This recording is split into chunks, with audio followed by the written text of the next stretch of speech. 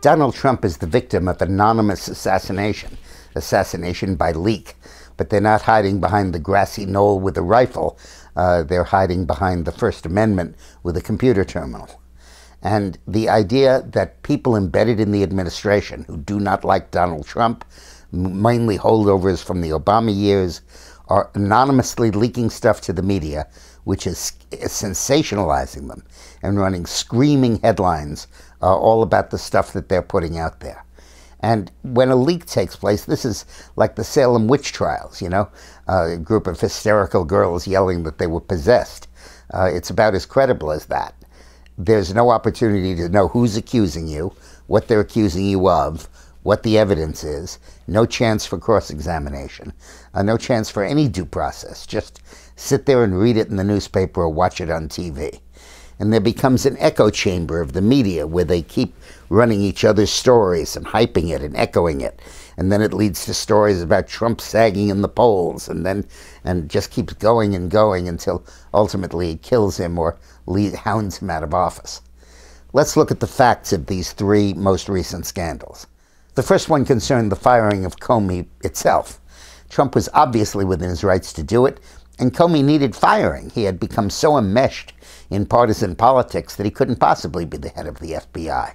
And he was not investigating leaks, which Trump wanted him to do, probably because the leaks came from his office in the first place in many instances. And is absolutely right to fire Comey and get someone new in line with his policies. As to trying to undermine the Russia investigation, it's an investigation of nothing. There is no evidence, no report, no rumor of any contact between Trump people in Moscow leading to any kind of joint conspiracy in the U.S. election. It's a total figment of the imagination. Then, later in the week, there was the revealing of highly classified data to the Russians. Well, that's the president's data to do with as he wants.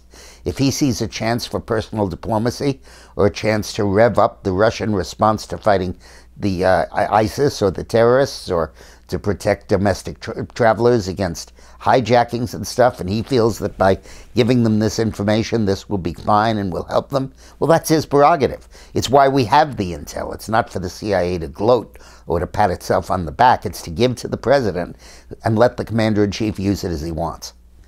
And then we come to the Comey memo that Trump asked him to go easy on Flynn. Consider the context.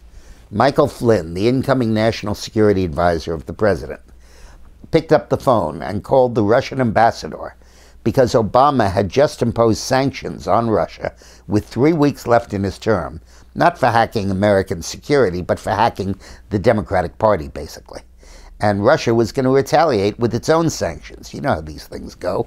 They escalate unpredictably, and they have nuclear weapons. This could get real serious real fast. So Flynn was doing the right thing. Was he breaking the law because he'd not been sworn in yet? Well, the only law he was breaking was the Logan Act that was part of the Alien and Sedition Acts in the Adams administration and was last prosecuted in 1803. But the sin that got him fired was not any of that, but lying to the vice president about it. Probably because he was confused as to whether he had the legal right to raise this issue with the Russians. He probably hadn't thought of it. And in nervousness, he made a mistake and lied to Pence. And he got fired for that, and that's appropriate. Then Comey comes into Trump's office, and Trump says, hey, go light on this guy. He's working hard. He's a good guy. He was just, in effect, just doing what he should do.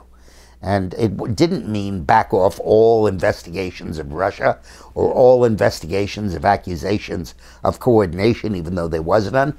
It said, go easy on this guy over making this phone call to this Russian, in effect because it was the right thing to do and I needed it to be done.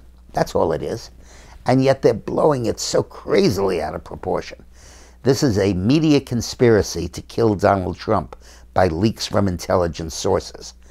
In our new book that's coming out in mid-August called Rogue Spooks, Eileen and I go through this at great length, and we talk about the danger that we face from the Intel military complex.